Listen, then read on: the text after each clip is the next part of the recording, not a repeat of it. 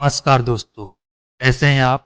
आज मैं फिर हाजिर हूँ आपके लिए पर्सनल फाइनेंस के सब्जेक्ट इन्वेस्ट में नया वीडियो लेकर। यह वीडियो 5 मिनट का है और आज हम 5 मिनट में जानेंगे पैसे से पैसा कैसे बनाया जाता है। ठीक है दोस्तों, वीडियो को बिना देरी किए स्टार्ट करते हैं। हमारी हर महीने सैलरी आती है, लेकिन वो महीने के अंत में खत्म हो जाती है।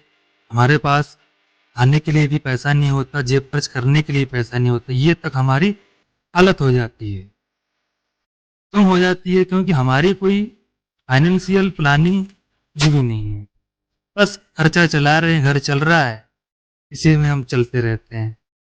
ठीक है, आज हम 5 मिनट में अपनी पैसा बनाने की आदत कैसे डालेंगे, ये हम जानेंगे। तो दोस्तों, इसके लिए सबसे पहला कदम बजट बनाना है। बजट बनाने के लिए एक हमने रूल बनाया है 50-30-20। अब ये क्या होता है दोस्तों? तो नई चीज है, इसको समझ लेते हैं। मान लीजिए हमारी पेमेंट 50,000 रुपये है। ठीक है दोस्तों, 50,000 का 50% कितना होगा? 30% कितना होगा? तो 20% कितना होगा? टोटल 100% हो गया दोस्तों हमारी सैलरी का। जो हमारा सैलरी का 50% है, 50% को हम जरूरी खर्च पे इन्वेस्ट, खर्च जरूरी जरूरी जो खर्च है, माफ करना, जरूरी खर्चे जो हमारे हैं रोजमर्रा के, उनमें हम उसको खर्च करेंगे। अब उसमें क्या आ गया तो आप पता ही है, रेंट हो गया, बिल्स हो गए, खाने पे खर्च हो गया, इत्यादि ये सब चीजें आ जाती है उसमें। 30% भाई हमारी पैसा कमा रहे तो हमारी भी कुछ इच्छा होगी, तो 30% हम अपनी इच्छा पूरी करने में लगाते हैं। जरूरी भी है, जीवन एक बार मिलता है, ये भी जरूरी है। और फिर जो 20% बच जाता है ना, ये सबसे क्रूसल होता है। इस क्रूसल पैसे को हम सेविंग ना करते हुए इन्वेस्ट कर देते हैं।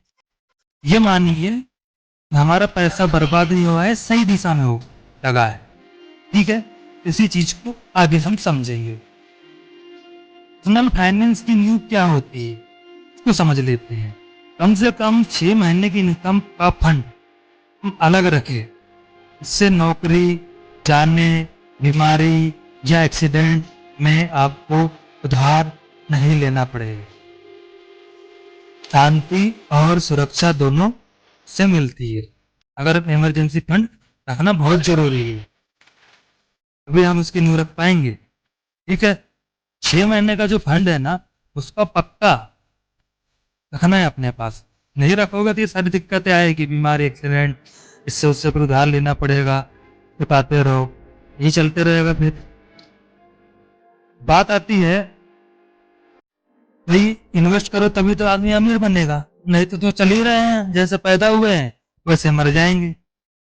तो इस चीज को समझना है, ऐसे करना है। मन तो नहीं बन सकते, लेकिन हाँ इतने जरूर बन जाएंगे कि किसी से मांगना नहीं पड़ेगा। तो अब बात करते हैं कि अमीर कैसे बना जाता है। अमीर सेविंग करने से नहीं बना जाता, अमीर इन्वेस्ट करने से बना जाता है। अब इसकी शुरुआत कैसे करेंगे दोस्तों? पर मैंने हम 500 रुपये से SIP शुरू करते हैं ना। अब इसमें क्या होना चाहिए दोस्तों? कंपाउंडिंग होना चाहिए, यानी कि रेगुलर। अगर हम प्रति महीना 500 रुपये 20 साल तक जमा करते हैं, ये 6 लाख से ज्यादा का हो जाएगा। और जितना जल्दी शुरू करेंगे उतने जल्दी हमारा पैसा बढ़ेगा और आगे हमें मेहनत जिंदगी में कम करनी पड़ेगी। तो बात आती है दोस्तों हमारा दुश्मन, क्रेडिट कार्ड। इसको हम इस्तेमाल कर करके इसकी चुकाई कर करके परेशान हो गए दोस्तों।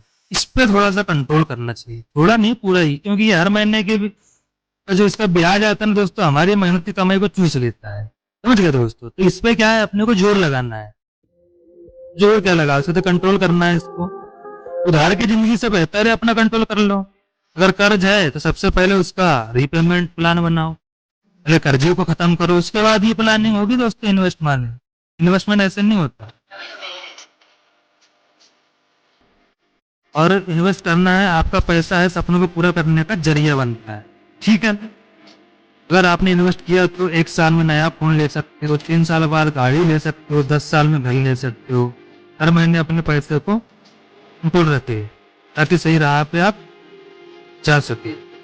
ठीक है दोस्तों, अब पैसों पर कंट्रोल पाना भी साला स्किल है ना, ये ऐसे भी जुड़ता नहीं है पैसा, इसे कंट्रोल करना उसको समझते हैं। और ये स्किल कोई भी सिखा सकता है, बस सीखने वाला चाहिए। आज से एक छोटा कदम लो, कल बड़ा रिजल्ट मिलेगा। याद रखो, अगर आप पैसे का ध्यान नहीं रखोगे, पैसा ही आपको छोड़ के चले जाएगा। ये उसका ध्यान रखना बहुत जरूरी है, बहुत जरूरी चीज है वो। तो आज से हम अपनी फाइनेंशियल आजादी की शुरुआत करते हैं। ठीक है, आप भी शुरू करिए दोस्तों। अगर आपको वीडियो पसंद आया हो तो लाइक करो, शेयर करो, और चैनल पर नए हो तो सब्सक्राइब जरूर करो। और कमेंट में बताओ आपकी फाइनेंस प्लानिंग क्यों शुरू हो रही है।